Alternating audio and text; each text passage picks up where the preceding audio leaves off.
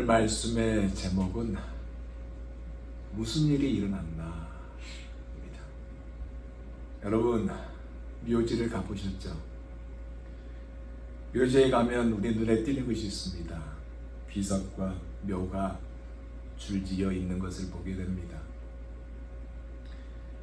특히 군인들이 나라를 위해서 죽었을 때 그 묘는 다른 묘지보다 더 정확하게 일렬로 쫙 정렬된 것을 보게 됩니다. 똑같은 사이즈의 비석이에요.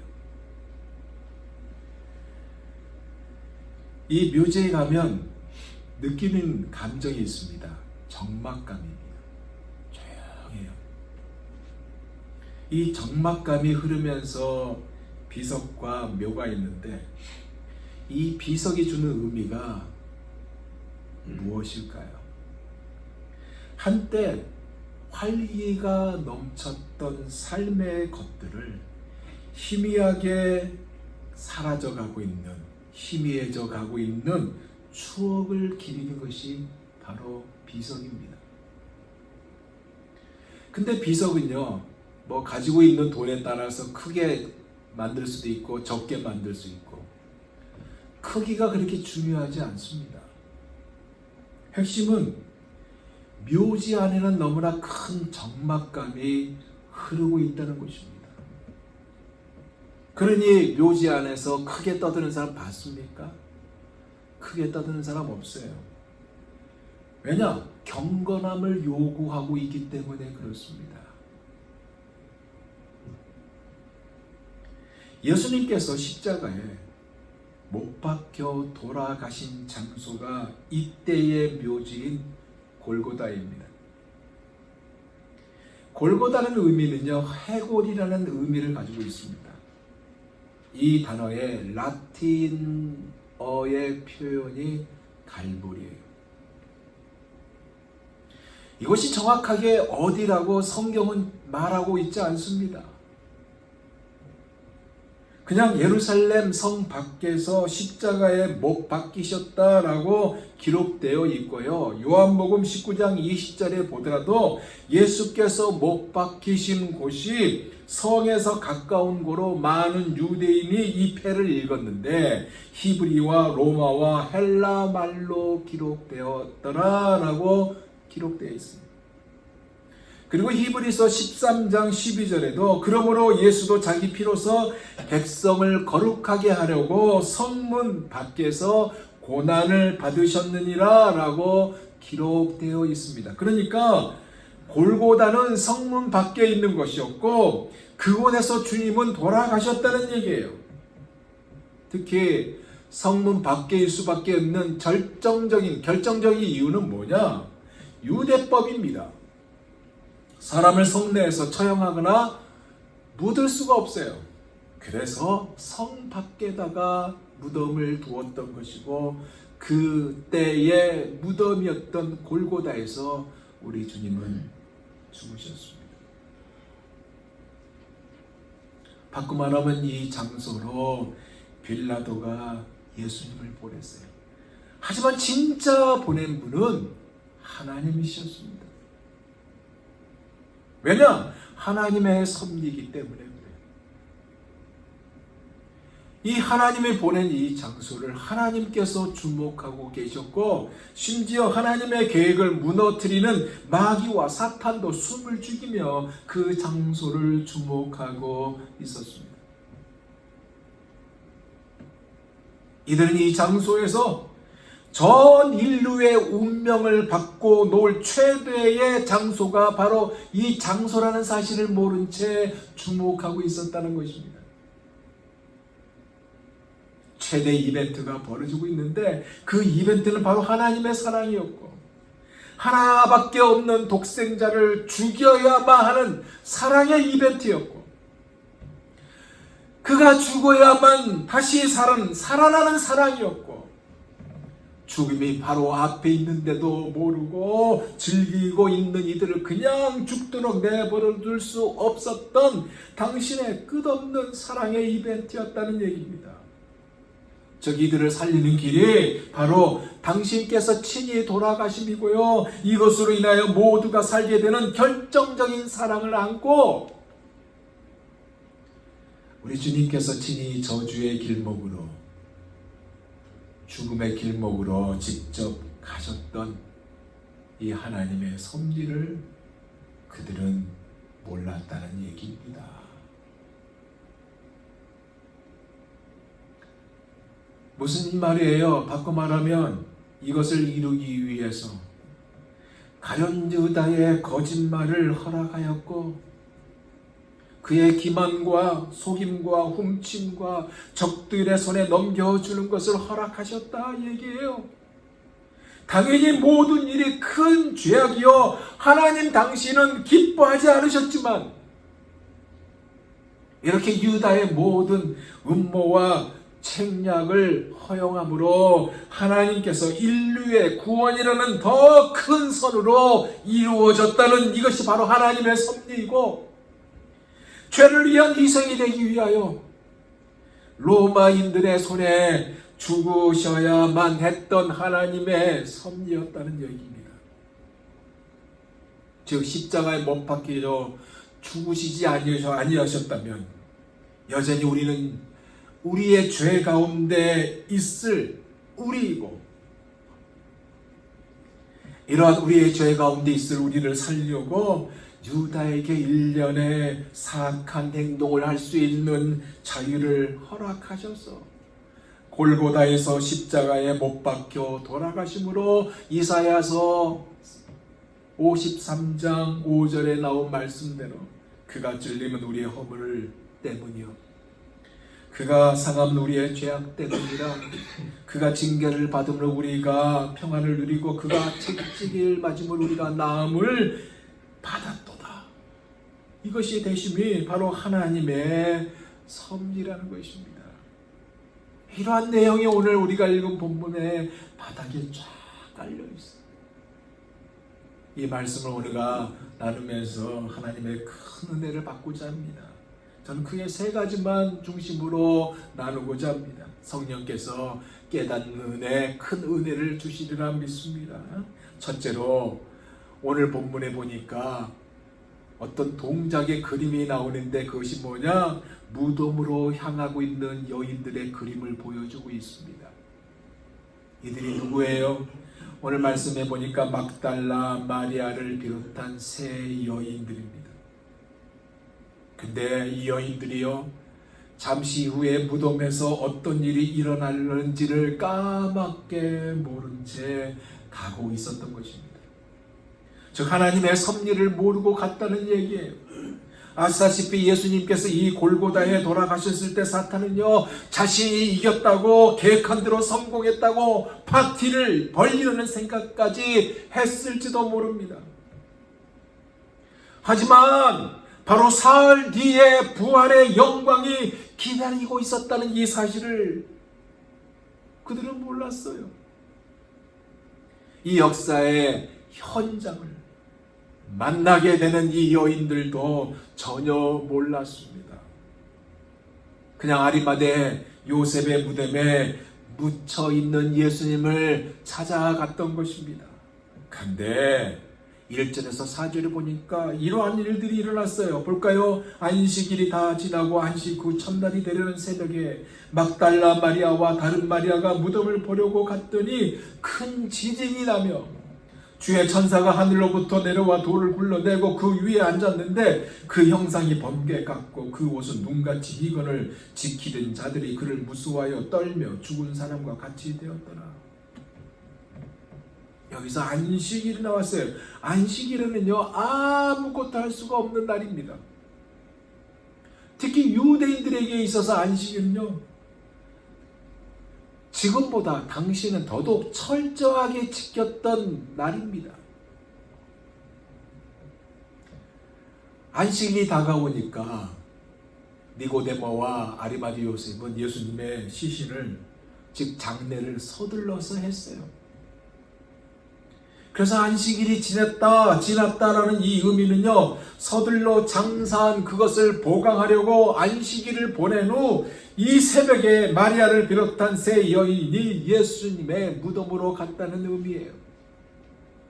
준비한 향품을 들고 갔어요. 무거운 마음을 담고 갔을 것입니다.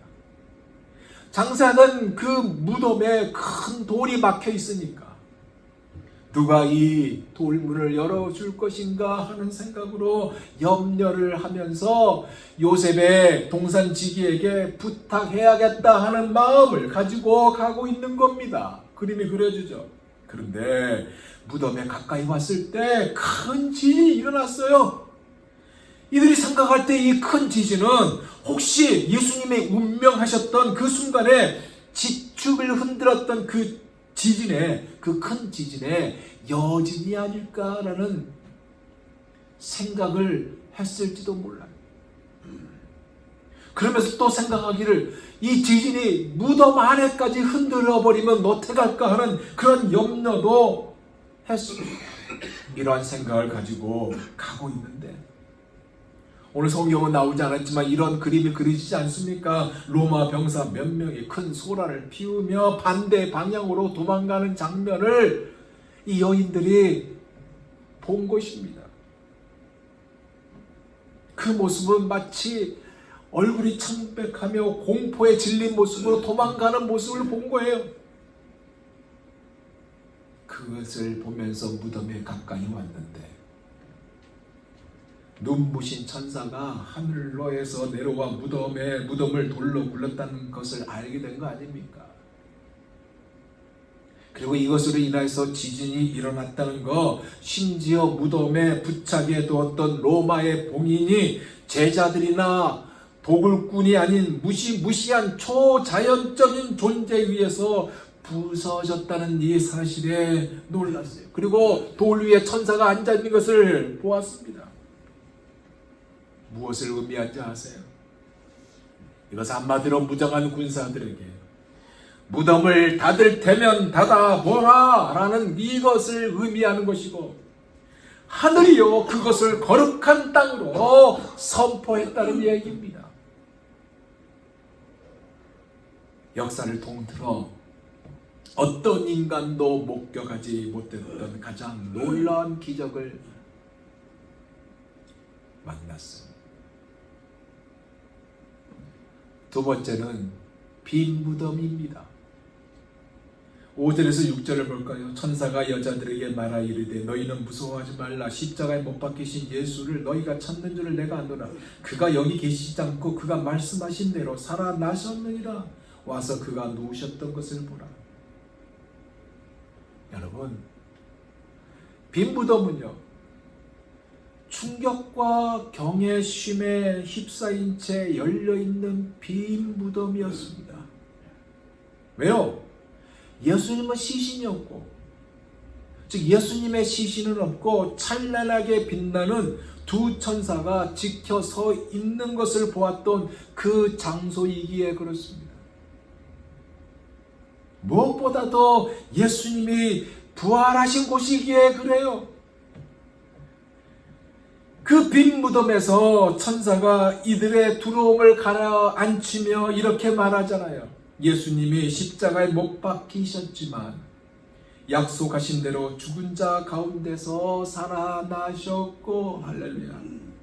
즉 예수님이 묻히셨던 이곳에 최초 안내자가 되어서 비어있는 빈 무덤을 보여주었던 거 아닙니까?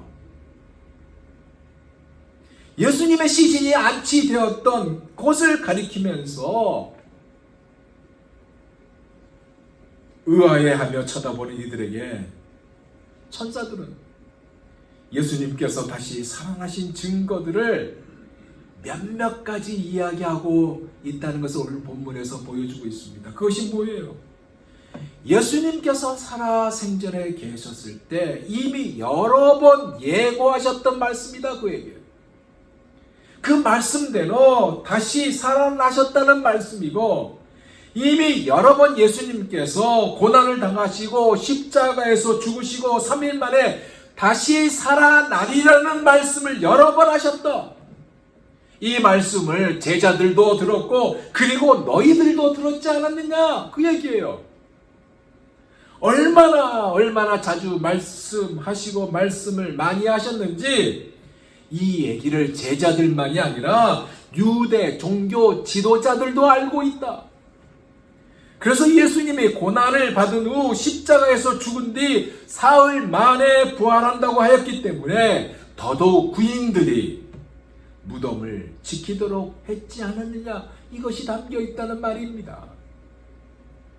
이 얘기를 천사들이 상기시키면서요 예수님께서 여러 번 예고하신 대로 사흘 만에 다시 살아나셨다는 사실을 이야기하였고 예수님께서 누우셨던 빈 무덤을 와서 보고 빈 무덤을 봤으니까 그 무덤이 비어있다는 사실을 확인해 보라고 얘기했습니다. 와서 봤어요. 정말로 시체가 있던 무덤은 텅 비어있고 시체를 쌌던 새 마포는 천만 그대로 남아 있었으며 시체를 덮었던 수건도 잘 개켜져 있었습니다. 정말로 빈 무덤이었어요.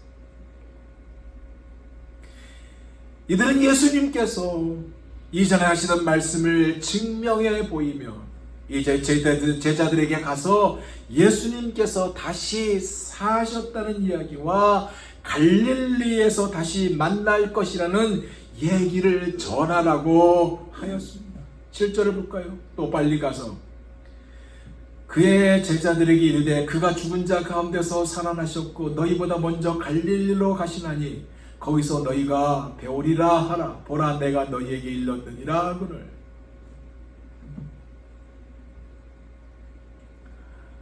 말씀을 준비하면서 거기에 큰 은혜를 제가 받았습니다.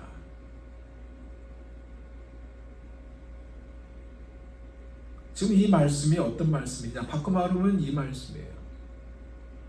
예수님께서 잡히고 십자가에 못 박힐 때 제자들은 다 도망갔습니다. 그죠? 인간적으로 생각할 때 당연히 뒤끝 장렬이 나올 수 있어요. 안 그래요? 제자들은 쓸모없다라고 생각할 수 있는 것이 우리 인간의 일반적인 생각입니다. 그런데 오늘 말씀 보니까 그들을 버리지 않으시고 다시 불러 모으시고 계신다는 것입니다. 제가 은혜 받을 때 바로 이 부분이었어요. 즉 죄로 인하여 우리가 때론 넘어지지만 다시 부르시는 주님이라는 사실을 가슴 깊은 곳에 울렸습니다. 여러분 우리 주님의 이런 분이라는 사실을 믿으시기 바랍니다. 이 귀한 은혜의 소식을 이 귀한 우리 주님의 계획을 전하라는 이 이야기를 들은 여인들의 표정은 어땠을까요?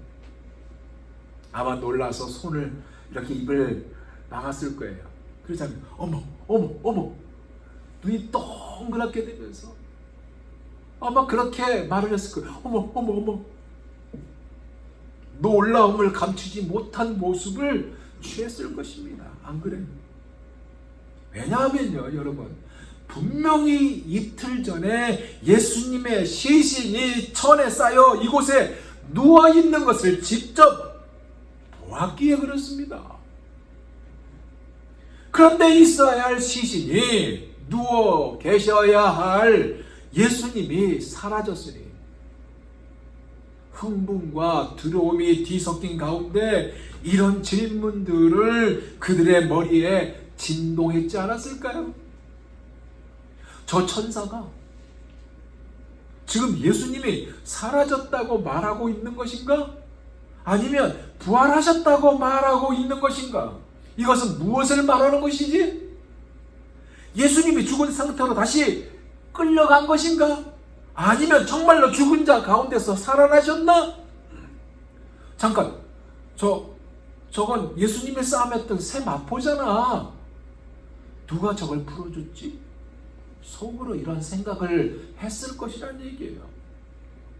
근데 이런 생각을 당연히 하고 있는 그들을 앞질러 일러주면서, 즉 천사가 알려주면서 빨리 제자들에게 예수님이 죽은 자 가운데서 다시 살아나심을 전하라고 한 거 아닙니까?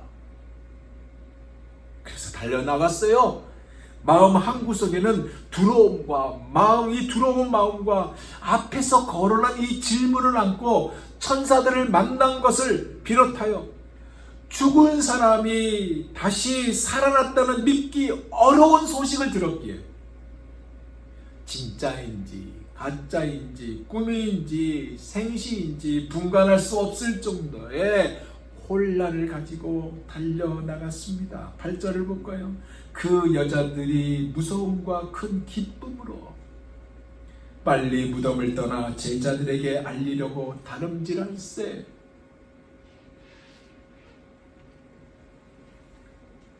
무슨 얘기일까요, 여러분? 무덤에 올 때는 이들이 조심스럽게 그리고 무거운 마음으로 조용히 왔습니다. 예수님이 묻힌 그 무덤 입구에 커다란 돌이 막고 있으니까 이걸 누가 열어줘야 하나 하는 마음으로 왔을 거예요. 그렇게 왔잖아요. 그런데 이렇게 왔지만 무덤을 떠날 때는 기쁜 소식을 가지고 빨리 달려가는 이들이 되었다는 것입니다. 이 기쁜 소식을 제자들에게 가서 그들과 함께 나누어야겠다는 조급한 마음으로 빨리 달려갔는데 그 두려운 마음속에 어떤 생각? 사셨네 예수 다시 사셨네. 예수님의 사심을 찬양하고자 하는 그 마음을 안고 달려간 것입니다. 할렐루야. 그런데 마지막 세 번째로 부활하신 주님을 진짜로 만났다는 것입니다. 어떻게 만났습니까? 천사가 알려준 그 증거를 두려움과 기쁨이 번복된 가운데 제자들에게 전하려고 가다가 만났어요. 열심히 달려가다가 만난 거예요. 천사들이 예수님께서 다시 사셨다는 소식을 듣긴 들었지만 이게 꿈인지 생시인지 그러면서 번복된 그러한 마음을 가지고 있었지만 진짜 만났습니다. 그때 예수님께서 이들에게 뭐라고 인사했습니까? 샬롬, 평안하뇨.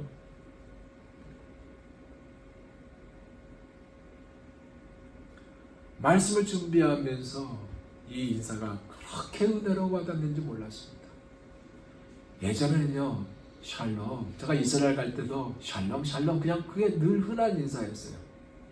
여러분, 이 인사를 받는 이 여인들의 마음은 어떤 마음인지 아세요?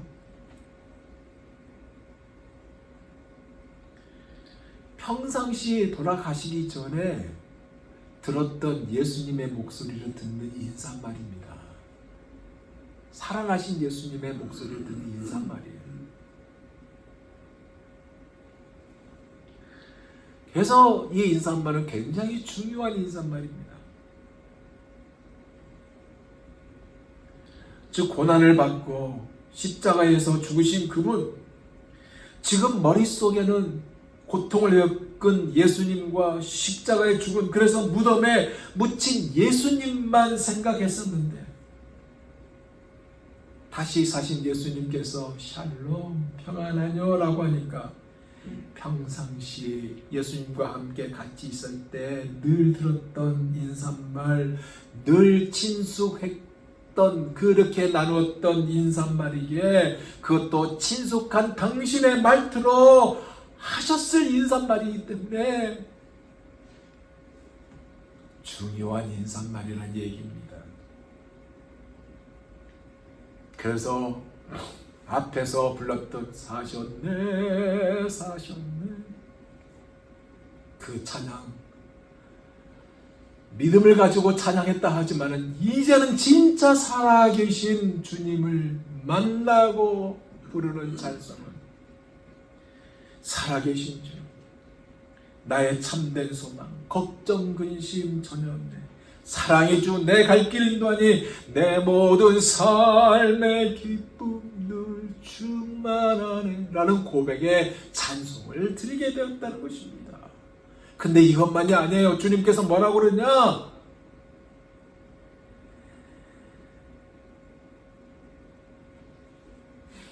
무서워 말라 하면서 위로해 주셨습니다.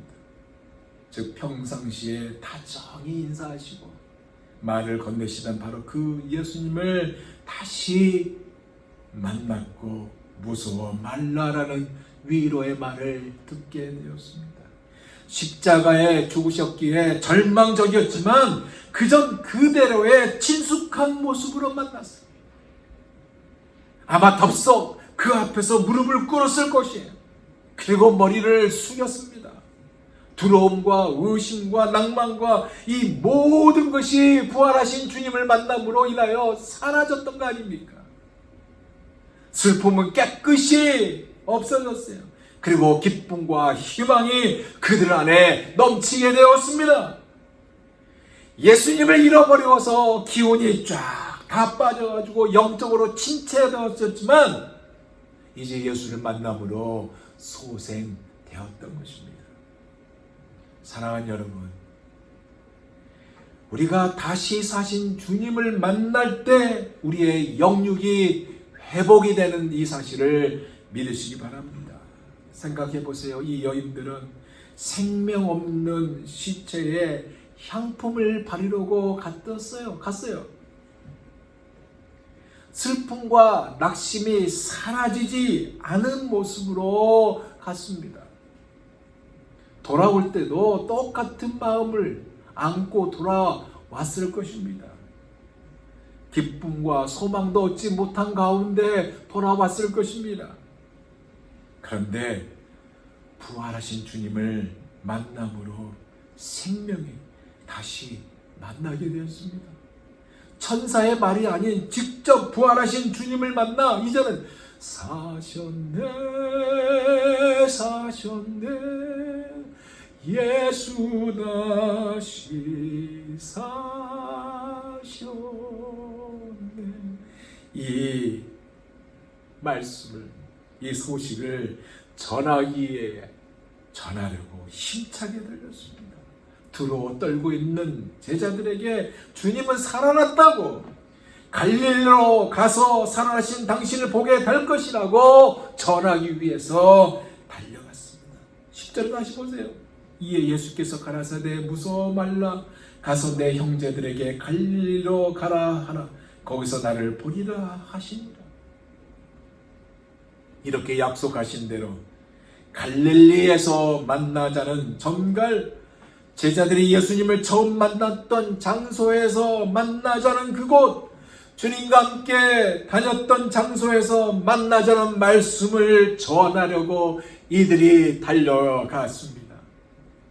그러기에 부활은 뭡니까? 부활은요, 사도행전 4장 12절 말씀처럼 다른 이로서는 구원을 얻을 수 없나니 천하 인간의 구원을 얻을 만한 다른 이름을 우리에게 주신 일이 없도다라는 결론이 부활이고요. 부활이 무엇입니까? 요한복음 11장 25절에서 26절 말씀 그대로 나는 부활이요 생명이니 나를 믿는 자는 죽어도 살겠고 무릇 살아서 나를 믿는 자는 영원히 죽지 아니하리라. 이것을 내가 믿느냐라는 결론이 부활입니다.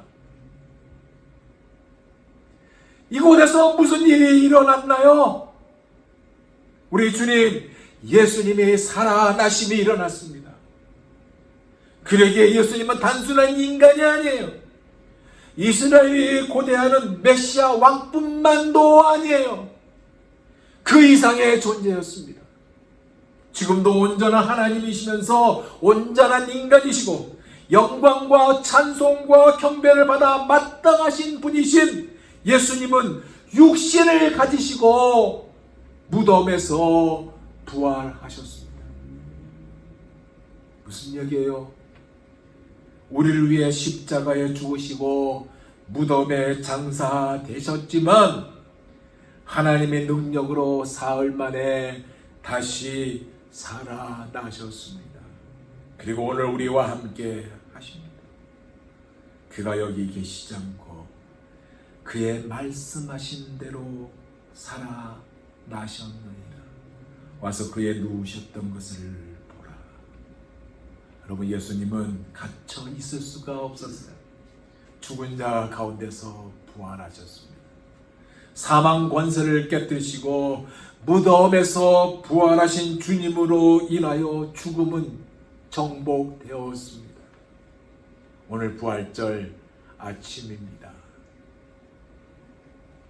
우리가 생명 없는 것에 우리의 마음과 생각을 두고 그것을 붙잡으면서 살겠습니까? 생명 없는 것에 붙잡지 않기를 원합니다. 주님은 살아나셨습니다. 다시 사신 주님은 우리 가운데로 오셨습니다. 이제 부활의 소망과 재림의 소망을 가지고 2022년 첫 발을 내딜 수 있는, 그래서 하나님의 기쁨의 도구로 자리매김하는 부활절을 맞는 저와 여러분 모두가 다 되시기를 예수 그리스도 이름으로 축원드립니다.